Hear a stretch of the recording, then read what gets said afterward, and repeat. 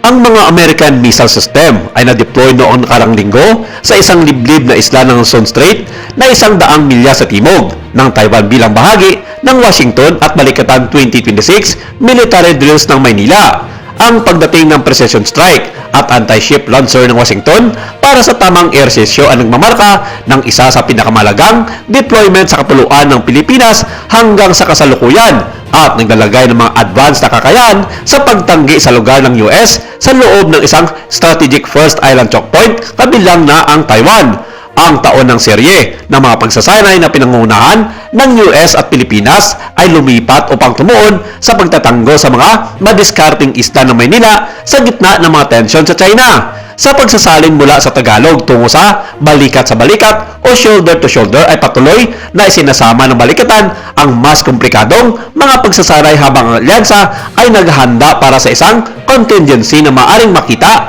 ang mga pwersa ng Beijing sa South China Sea o Luzon Strait. Ang pag-ulit sa taong ito ay pinagsasama-sama ang 17,000 troops mula sa US, Pilipinas, Australia, Canada, France at Japan mula April 20 hanggang May 8. Ang mga launcher ng US Marine Corps at Army ay na-deploy noong nakarang linggo sa Itbayat na matatagpuan sa Batanes Island Group sa Luzon Strait para sa isang seri ng mga drills na idinisenyo upang ipakita ang mabilis sa pagpasok ng mga long-range missile system sa mga malalayong lokasyon. Isang 3rd Marine Littoral Regiment Navy Marine Expeditionary Ship Interdiction System o NMSS at isang 25th Infantry Division High Mobility Rocket Artillery System o HIMARS ang pinasok at kinuha mula sa isang isla gamit ang Air Force C-130. Ang mga ground unit na ito na nakabase sa Hawaii ay inakma upang labanan ang mga banta sa mga littoral at archipelagic na kapaligiran sa buong Indo-Pacific na nakikipagkalakalan ang mga tradisyonal na gamit mula sa kanilang mga sangay